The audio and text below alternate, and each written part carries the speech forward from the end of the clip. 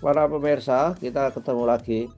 Kita ketemu pada hari ini adalah pada episode yang ke-35 dengan Dr. Rahma Kusumawardani, ahli gizi klinik dari Rumah Sakit Jogja International Hospital dan juga Rumah Sakit RSA, Rumah Sakit Akademik Universitas Gajah Mada. Nah, jangan lupa klik subscribe dan share video ini karena video ini akan memiliki tema yang sangat strategis, yaitu bagaimana cara kita mencegah stunting. Karena kalau kita punya cucu anak stunting itu sudah luar biasa, eh, harus berprihatin ya, karena tidak bisa dikembalikan lagi. Oleh karenanya kita harus mencegahnya. Dan tentu video ini ada berkat sentuhan kreatif editor channel kita, Mas Heri Teguh Wiono. Nah, kita sapa dulu. Assalamualaikum warahmatullahi wabarakatuh, dokter. Waalaikumsalam warahmatullahi wabarakatuh, Prof. Bagaimana kabarnya, Prof? Sehat? Sehat, Alhamdulillah. Karena Alhamdulillah. banyak konsultannya untuk kesehatan, dok. Alhamdulillah, Prof. Banyak teman yang rela jadi konsultan. Yes, siap, Prof. Dok, itu gimana, dok, stunting? Kita kan masih banyak ya, kurang lebih Ya, 6 atau 5 juta anak kita ya, stunting. Dan ya. 1 dari 4, kalau nggak keliru, bayi lahir itu adalah stunting. Itu kan dari satu sisi sumber daya manusia kita itu sangat merugikan. Gimana, dok, caranya mencegah itu? Biar para calon pasangan suami istri itu tahu, jangan sampai punya anak stunting. Gimana, dok? Baik, Prof. Terima kasih. Ya, jadi sesuai dengan tema Hari Gizi Nasional yang jatuh pada tanggal 25 Januari 2024 kemarin, jadi pemerintah masih tetap concern pada masalah stunting ya, Prof ya. Masih sama seperti tahun kemarin. Temanya kali ini cegah stunting dengan MPASI tinggi protein. Mungkin saya reminder lagi sedikit stunting itu apa sih gitu ya.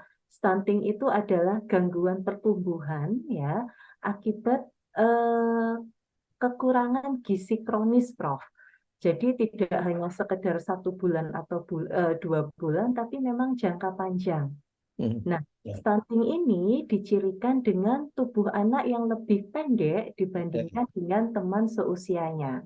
Ya, Hmm. nah, tapi tetap harus dibedakan nih, anak ini Ya. memang pendek karena genetik atau memang pendek karena stuntingnya. Nah, kalau Yang pendek genetik itu memang mendatangkan uang banyak, dok, itu. oh Nah, gitu ya, Prof, ya.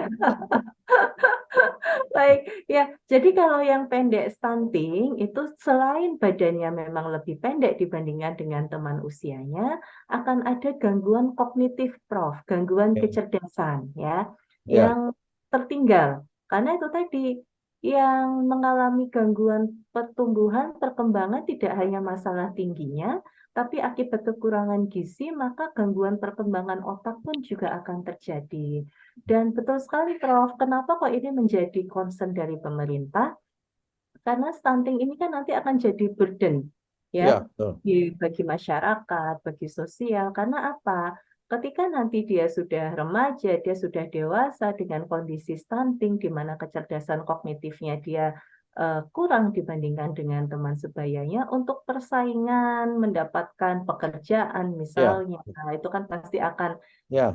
tertinggal, betul. Yang kemudian akhirnya apa? Kembali lagi ke masalah ekonomi, Ya. kemudian nanti kecukupan pemenuhan gizi karena ekonominya kurang, jadi mengalami kekurangan gizi lagi dan seterusnya jadi seperti lingkaran setan seperti itu, Ya, Prof. dok, tapi Mm, masyarakat kita itu nggak tahu mm, values-nya seperti apa ya. mm. Saya kira 6 juta orang itu juga banyak stunting di Baik. Indonesia. Tapi Betul. di jalan-jalan itu nggak pernah tahu saya. Jangan-jangan keluarga itu juga menyembunyikan anak atau keluarga yang menderita stunting. Itu kan bahaya juga, dok, itu. Iya, betul sekali, Prof. Ya, tapi sebetulnya kalau pengamatan saya, Prof, itu paling terlihat sebetulnya ketika anak SD yang baru masuk sekolah, Prof.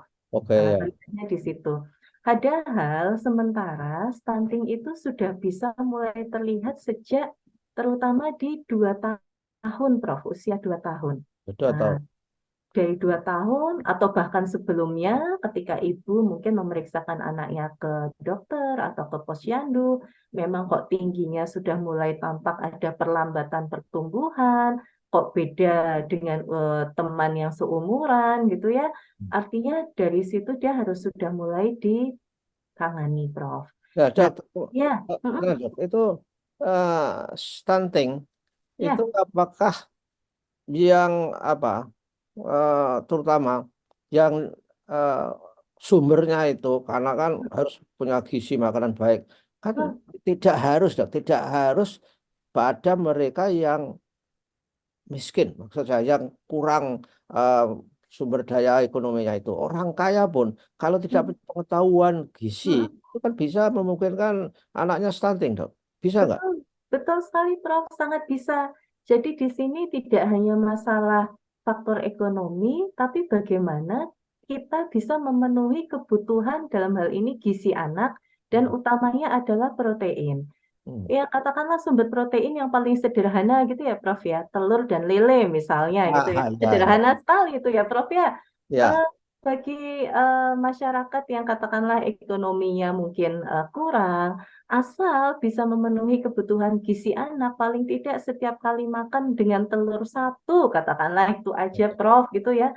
Itu ya. insya Allah nanti stunting juga bisa dicegah seperti itu, Prof. Nah, tapi kebalikannya, kalau yang dengan ekonomi lebih, tapi kemudian anaknya lebih banyak makan jajan misalnya, tidak diperhatikan untuk kebutuhan gizinya, terutama dalam hal asupan protein, ya pasti juga bisa akan mengalami stunting.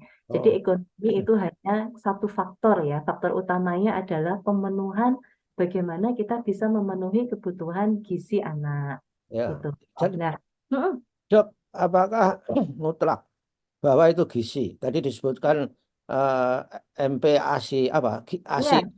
MPASI Apa itu, tinggi dok? protein, betul ya. Jadi yang saat ini diupayakan untuk mencegah stunting adalah MPASI, Prof ya.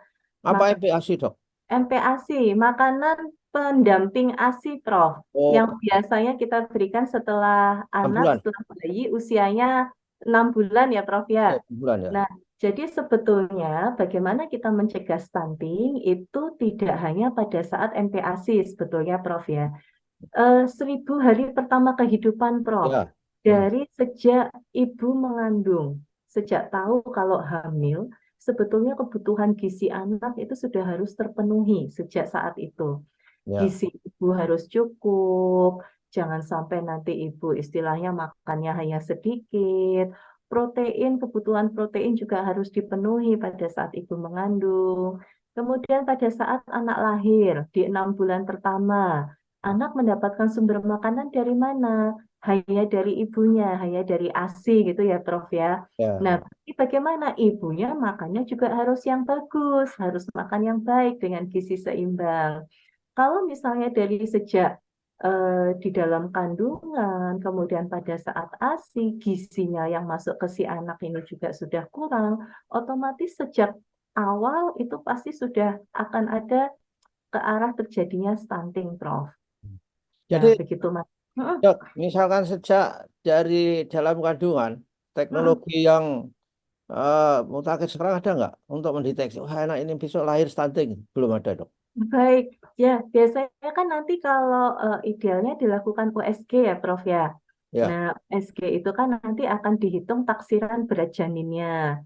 Harusnya kalau sudah usia sekian bulan berat janinnya sekian, usia sekian bulan berat janinnya sekian diperkirakan. Nah, kemudian teknologi yang lain adalah mengukur panjang tulang juga, Prof. Hmm. Nah, panjang tulangnya kan sih kelihatan nih loh. Kok misalnya kandung di usia kehamilan 9 bulan, kok panjang tulangnya katakanlah tidak sesuai. Wah, apa yang terjadi nih? Oh, Gitu, Prof. bisa bisa diukur, dok, dengan Bisa, USG Prof. itu. Ya, betul, Prof. Nah, kalau ini ahlinya dengan dokter SPOG ya, spesialis kandungan ya pastinya ya. Tapi Ya. itu tadi sebetulnya bisa. Dari situ ketahuan anak ini nanti katakanlah bakatnya pendek atau tinggi atau memang lo kok apa namanya perkembangannya tidak sesuai dengan usianya, itu nanti akan terlihat dari situ, Prof. Ya, saya kira Mm-mm. itu faktor apa berdoa itu juga penting, dok, waktu kandungan dia. Asal kalau Iya, Prof. kalau Mm. syarat tidak stunting seperti itu. Saya Mm. bersyukur nggak stunting, Dok. Dulu, dulu waktu dalam kehamilan saya kira orang tua saya nggak mendapatkan prasyarat seperti yang disebutkan itu dan waktu Betul. kecil aja nggak ada susu hanya tajin saja dok itu kan nggak Iya, Prof. Alhamdulillah mungkin faktor genetik juga ya, Prof ya berarti ya. ya ya Ya, itu. tapi tadi, nah ketika kita sudah anak sudah mulai masuk masa MPASI, nah di sini Prof, Hmm. anak sudah mulai kualitas ASI ibu itu kan seiring bertambahnya usia anak kan kualitasnya mulai menurun ya. Ya Nah, ya makanya kemudian anak ditambahkan MPASI ya. Nah, harapannya setiap pemberian MPASI itu mengandung protein hewani, Prof.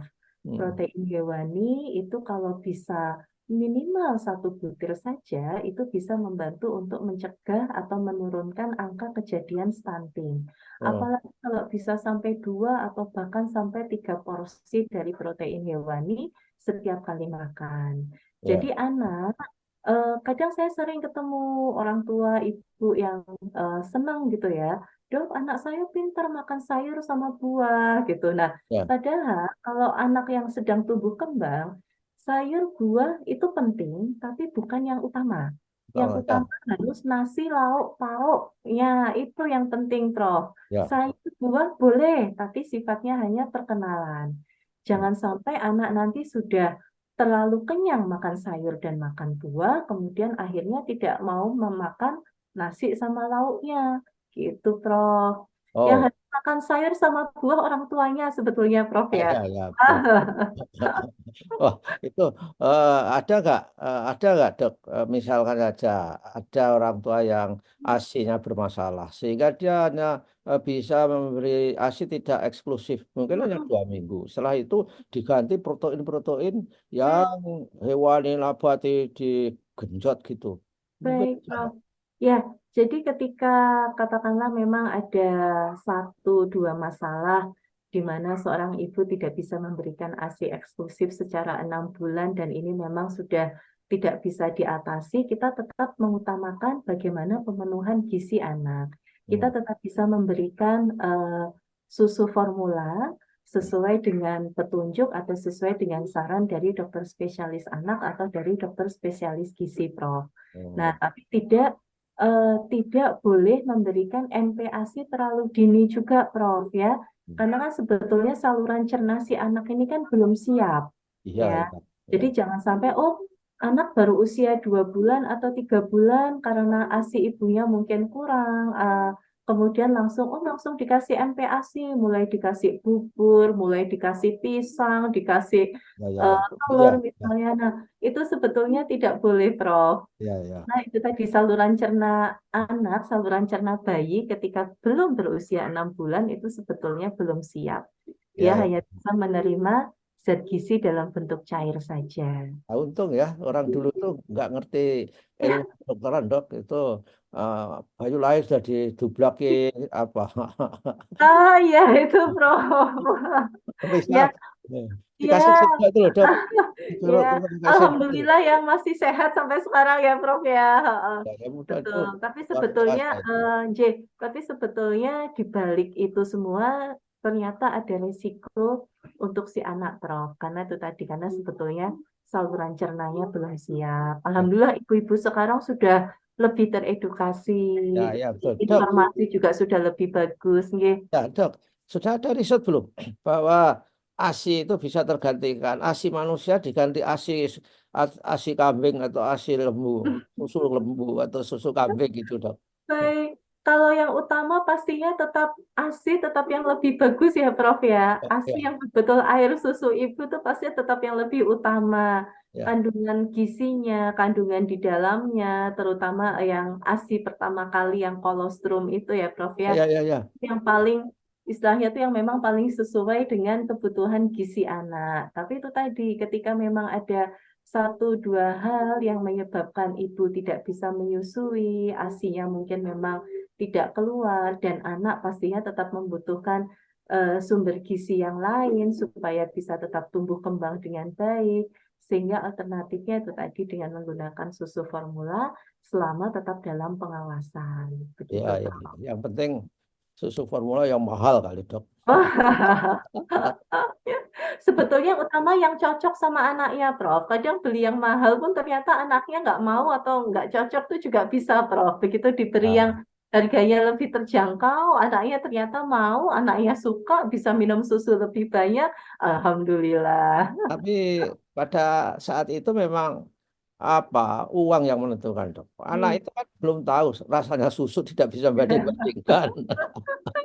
Iya, Prof, betul sekali. Kalau Eh, kalau uangnya ada itu bisa dapat susu formula yang mahal itu dan Ah, hal sekali. Ya, saya kira tidak harus begitu. Dan saya betul. membaca artikel bahwa di Israel itu sangat concern terhadap ibu hamil. Jadi malah disarankan harus makan ikan, harus nyanyi lagu klasik, didengarkan itu, harus ibunya itu mengerjakan matematika, Dok itu. Ya, biasa itu mitos atau nggak tahu, tapi mungkin kalau ibunya itu berpikir, anaknya di dalamnya juga ikut Terus mikir. berpikir. Ya, Iya, Prof. ya, Baik. Ya. ya, apa ini, Dok? Pertanyaan terakhir, apa pesan untuk para ibu muda yang melahirkan pertama, baru apa baru menikah, akan merencanakan punya anak pertama, itu apa, Dok, yang harus Iya. diberitahu? Baik, terima kasih Prof. Ya, pesan untuk semuanya, jadi kita cegah stunting sejak dini, tidak hanya pada saat anak mulai MPASI, tapi sejak anak dalam kandungan. Jadi bagi ibu-ibu muda, ibu-ibu yang sedang hamil, jangan lupa untuk menjaga gizinya. Kemudian ketika anak sudah lahir, jangan lupa diberikan ASI eksklusif. Dan pada saat mulai MPASI, jangan lupa diberikan MPASI yang tinggi protein, minimal diberikan satu sajian protein setiap kali makan. Kalau memang bisa sampai 2 sampai 3 sajian setiap kali makan untuk proteinnya. Ya, Protein hewani lebih utama dibandingkan dengan protein nabati. Nggih, Prof, karena untuk protein hewani dia kualitas atau nilai biologisnya lebih tinggi, mengandung asam amino yang lebih lengkap dibandingkan dengan protein nabati. ya, Selalu pantau tumbuh kembang anak di posyandu, di dokter pada saat kontrol, sehingga nanti bisa ketahuan nih ketika memang kok grafiknya tidak tambah, bisa segera dilakukan upaya untuk mencegah ya, terjadinya stunting. ya. Kira-kira seperti itu, Prof. Ya, baiklah, Dok. Saya kira ini kepentingan kita, keluarga dan masyarakat dan pemerintah mencegah stunting. Saya kira seorang ibu yang mau memberi apa ASI eksklusif 6 bulan itu, saya pernah membaca artikel itu juga, apa bagi ibu juga ada baiknya, entah awet umur atau awet muda atau awet cantik. Nah, karena kebahagiaan itu saya kira. Ya, Iya, variabel Prof. utamanya ketika memberi ASI kepada bayi-bayinya. Baiklah, Dok, terima kasih atas informasi tausiahnya mengenai stunting ini. Kita ketemu lagi. Wassalamualaikum warahmatullahi wabarakatuh. Waalaikumsalam warahmatullahi wabarakatuh.